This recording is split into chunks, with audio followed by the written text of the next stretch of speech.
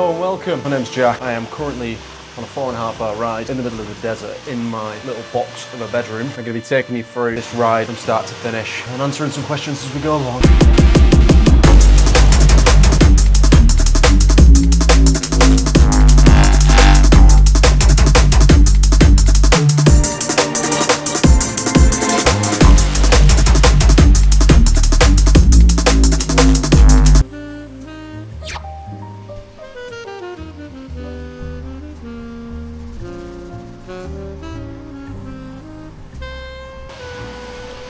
Tasty. We have just crossed the 1 hour mark. Had to take the top off because it's absolutely massive in this room. We've got a fan going as well. The Crystal Palace look like they're about to win the FA Cup final. 5 minutes left, feeling good. Average power is 170 now. What more would I want to be doing on a Saturday? And we're going to answer some questions. What does my nutrition look like? So I've done multiple races now, and nutrition I think is huge. The first race I did in France, in Nice, I didn't have a nutrition plan or strategy at all, hadn't trained nutrition at all, and I learned the hard way. I got cramp throughout the race a lot, and it was just an extremely hard day out. Fuel most sessions, anything under 45 minutes, it's at low intensity, maybe I won't fuel, but anything with intensity, I'm looking between 60 and 90 grams of carbs an hour, and especially longer rides like this. Today's fueling, as you can see, it's extremely hot in my room, so I've got plenty of water. I'm looking for 1 litre an hour. I'm using 2 Sturka 90 gram carb mixes. I've got a Nutrigrain bar, got a banana, got 2 muffins. Looking at about 70 to 80 grams of carbs an hour. I'm probably overfueled this one, but I like food and I like eating, so why not? And then you just pour these carb mixes into water and that basically shake it up, and then it's just sugar. If I did a 4.5 hour ride and didn't fuel it properly, it would feel so much harder, and then your glycogen stores are depleted when you finish, and then you can't recover as well. And for 70.3 in Greece, I was having 90 grams an hour, 100 grams every hour on the bike. Again, Sturka carb mixture, precision hydration gels, which I sometimes put in my bike as well, in my aero bottle on my bike, and then on the run, maybe a precision caffeine gel as well, and another 90 grams. On the run, I'm still hitting 90 grams an hour. And then in Roth, I was at around 100 grams an hour because I knew my gut could handle it. And again, a mixture of Sturka's carb mix, precision hydration 90 gram gels, precision hydration caffeine gels. I always have a 30 gram caffeine gel 30 minutes before the swim. I would just recommend practicing and trying out different nutrition and brands. And if it is expensive, so if you want to save money, just have some Haribos when you're riding or something like that, or some sweets. Essentially, it is all just carbs and sugar, so just practice it in training. That's what I'd recommend.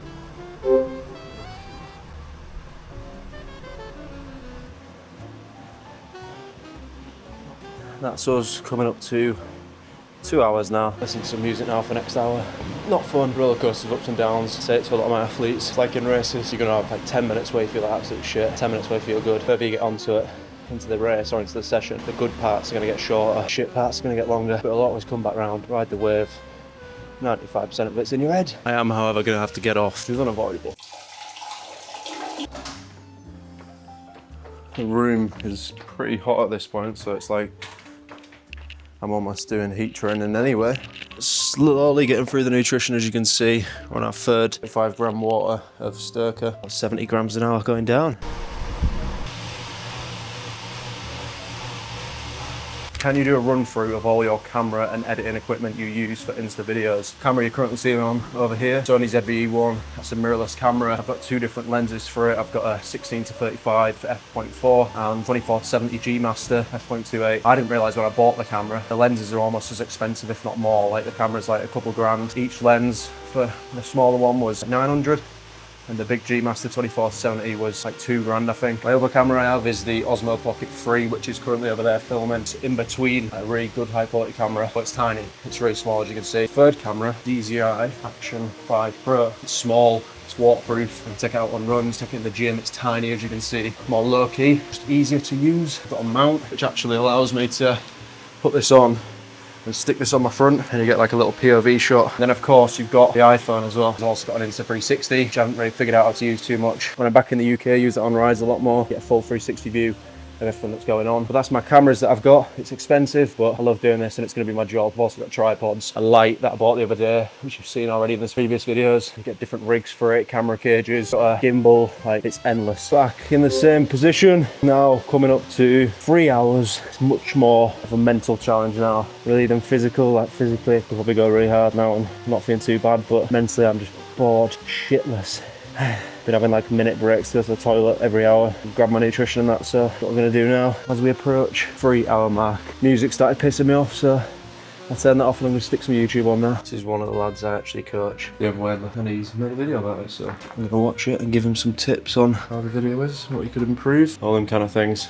Down to our last water there, and our last water, and 45 grams of Sturka. We've got 1 Nutrigrain bar left. Legs are alright, to be fair, not with the discomfort in it. Tom asks, when are you going to collab with Tom Epson, the best triathlon YouTuber? There's one thing I'm going to be doing a lot more as I leave, doing videos with other people, lads I've met online. There's so many people in the triathlon community. I want to do more videos with pros. Tom is a pro that I've met at races before, so I definitely want to do collaborations, help other people film, help pros build their own pages and channels, like I'm doing with the Tri guys and Oscar and Anthony. Endless opportunities, freedom to travel and stuff. I'm not going to have a job, I'm not going to have to be tied down to a work schedule, I'm going to get leave and stuff like that, which is going to be refreshing, and I look forward to that a lot. And I kind of feel sorry for my neighbours. As you can hear, sounds like a helicopter's taking off in here. We've got an Ironman to train for. Next question from Lawrence. You may see Lawrence a lot more in our videos and stuff. We might be starting a podcast together, or we are. It says about Friends. Who's my favourite Friends character? Lawrence. I've never watched Friends, or I have watched it once and I hated it, so I'm sorry, but none of them. Why is it Chandler? I think I watched that one episode and just maybe when watching it when it first came out, it was different, but not my thing at all. Next question comes from Wyatt. Best training food in Cyprus. Oh, I eat so much food. Like you're gonna see after this when I go to the mess, I eat a shit ton. Too much probably. I'd start watching what I eat now because got a race coming up. Hilly, lose a few pounds. Meze is banging. Halloumi, goat's cheese halloumi. You get goat's cheese and sheep's halloumi, and they're different.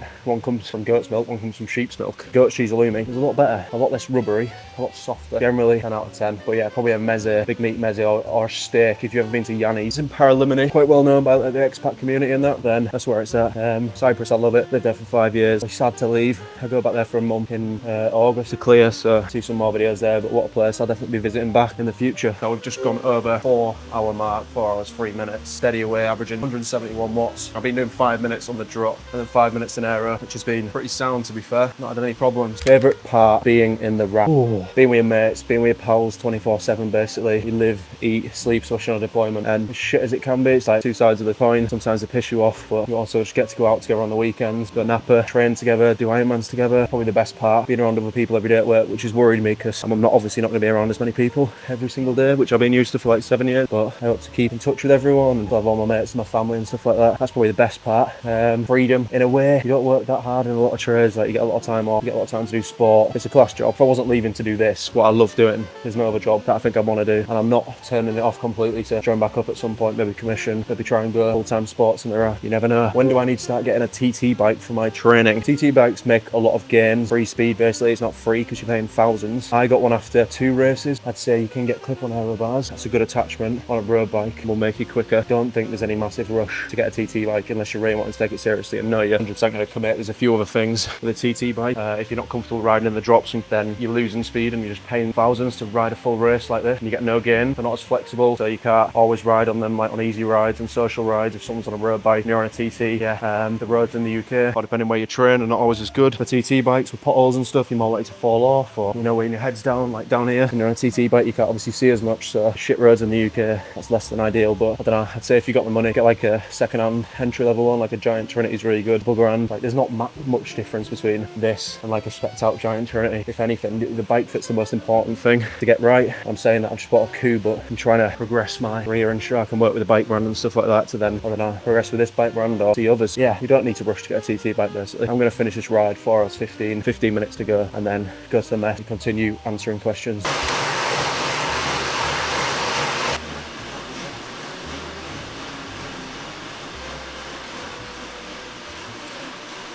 And that is 4 hours 30 minutes on the turbo, finished. I'm gonna go get some food. Just to confirm, finishing it off, 23:45, 4 hours 30, very light. Who am I kidding? Data's not going to be interesting at all because literally just my heart rate. 127 average, 171 normalised power, nice and steady. 2,500 calories, so I'm going to go replenish them right now. Bosh, this room fucking stinks now.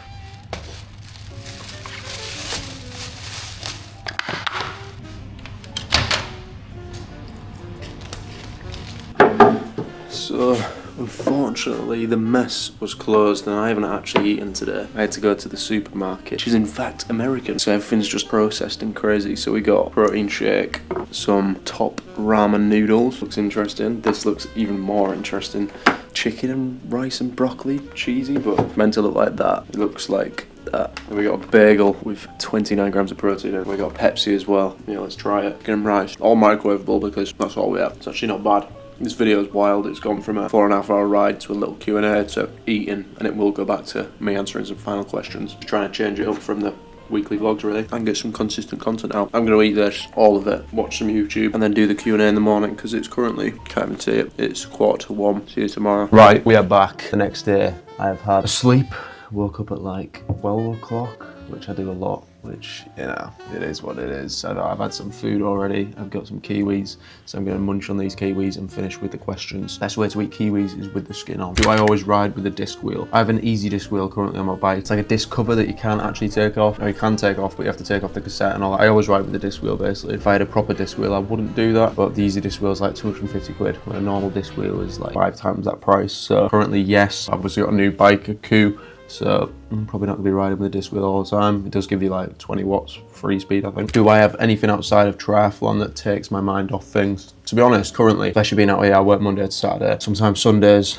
I go into work at whatever time, can't tell you my exact schedule, but first thing in the morning, I work, get back at like 5:30. By that time, I then get back, I have to eat, so that's taking me to like 6 at least. And I've got like an hour and a half to 2 hours of training every day. It takes me to about 8:30 because, you know, getting there, getting back, getting showered. Then I've got coaching plans to do. I've got Try Guys videos to edit, sometimes like twice a week. I post for them. And then I've got my own videos to edit, long form and short form. I've got things to film. Basically, every single day, I'm working all day. Like I have my normal work, and then when I get back, I'm doing stuff like this, which is like my hobby slash fun. So my whole life is triathlon, which, I don't know, it's not too bad for me. Like I enjoy it, and it's one of them things where I'm trying to build now and put a serious amount of time in now to then benefit in the future by being able to do a job that I love full time, which is literally happening. So it's paying off. And I'd say to take my mind off things in the UK when I have more time, I'd say like hiking and stuff like that, and traveling. But again, I'll still be filming it and documenting it because that takes my mind off things. This takes my mind off things. Recording videos, talking to a camera, all that kind of stuff is relaxing for me, and I really do enjoy it for some reason. Played other sports my whole life as well, like football, tennis. I'd say moving and exercise takes my mind off things massively. Not swimming, but cycling and running is like therapy and so relaxing for me. Afterwards, I feel so much better. What is my goal for IRONMAN Leeds? It's a tough one. When I first saw Leeds be a race, I was in Cyprus, and I just got this feeling like goosebumps down my neck. I don't know why. Just like, I need to do that. I didn't know what race I wanted to do. I didn't know if I wanted to do a 70.3 in Ironman. And obviously going away here means can't really race a lot of races that are happening, like Outlaws just happened. Might have done that if I was in the UK. And Leeds is such a hard course, and I've got to remember that I did my first triathlon like 2 years ago. Only started training properly like for a year and a half, and it's such a different course to Roth. Roth I got 9 hours 44. Awesome race, first ever full distance. Absolutely loved it. Feel like I'm more built for full distance. Like my fatigue resistance I think is really good. My mindset when I'm racing, I think I'm very mentally strong, and that's definitely one of my strengths. I'm not naturally fast or anything like that, like not being like a high level elite in any way as a kid. One day I do think I'll win like my age group, possibly an age group race overall. I believe that. My main thing is to keep enjoying the training and enjoy the races. My mindset is I go into races training as hard and as well as I can and consistent, and when I get there to the race, there's no way it can go wrong. Whatever happens on the day happens. Things might go wrong, things might go shit or well, but there's so much to get to these races. You just got to try and enjoy it. Don't get too caught up in the result. What will be. Learn from it, take lessons from it. Yeah, enjoy the day. I'm gonna have my family there, I'm gonna have my mates there, I'm gonna be filming a documentary. There's nothing that can go wrong with Leeds in terms of time goals. I haven't got blue 2,600 meters on the bike of elevation. Don't know about the weather on the day. The swim's in a lake that's probably really hard to swim in and dirty and minging, and the run is 500 meters of elevation. So definitely I can tell you 100% not going to be a PB. It's not going to be faster than Roth. I imagine like the winners will be around like 9 hours probably, maybe just over 9 hours something, I don't know. Yeah, time goal I don't know. Placing goal, maybe age group. My age group's 25 to 29, I'm 25. It's extremely competitive. I'd like to say top 10. 5 would be like a dream day, but again, I don't know. My training's not been going very well up till now. I've changed coaches. My last coach was great, obviously a very high level skill quality coach. It was more like you can have a great coach, but if the athlete's not following the coach's plan, and in a situation like this it's so hard, then it's not going to do well. I was kind of like mentally burnt out and stuff, so I changed coaches to Anthony from the Try Guys, and we understand each other, I feel like, really well, and I have a lot of respect for Anthony, and he's like a role model to me, like a massive role model, I'd say. What he's doing and what he's done, and his outlook on the sport and life It's very inspiring. I feel like I'm training now for more than just me. Like when I'm hitting sessions, I'm doing it around me as well for the whole Try Guys community, like which I love being a part of. And when I race, I'm going to be part of that as well. So it's giving me that extra like 10% motivation and pushing myself, which is good. So that's the goals for IRONMAN Leeds. Enjoy the race, enjoy the day, enjoy the whole experience, and I'll just be grateful that I'm not fucking stuck here, not being able to do what I want. If I had to compete in a sport you don't do, what would it be and why? Boxing. I've never done boxing before, but I feel like, or some kind of martial arts. I've done Brazilian Jiu-Jitsu before, karate as a kid, but I feel like boxing would be really interesting and really cool. And the last one, bike maintenance, packing, unpacking tips for overseas races. I have raced a lot overseas. Most of my races have been overseas, and packing and traveling can be a big problem.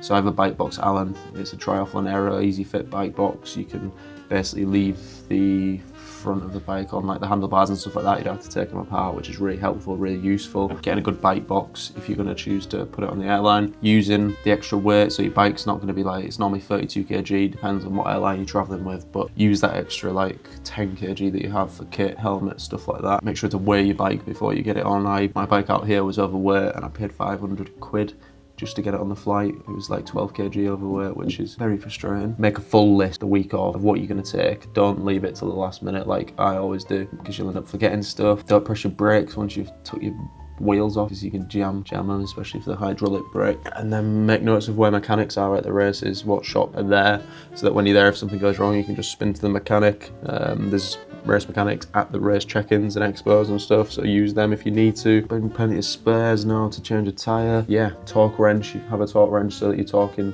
all the nuts and bolts to the right torque setting, because that's a big thing, like especially with carbon bikes. You don't want to over torque them and damage the frame or any parts of the bike.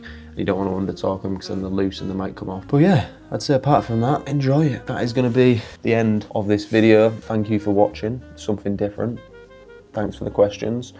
I might do this again for my long rides, just something different, innit? More questions. I want to maybe talk more about my job once I've left here and all them kind of things. And like I say, we've got plenty of videos coming out to follow this. Hope you enjoyed. Thank you for watching. Subscribe if you want to see more, and goodbye.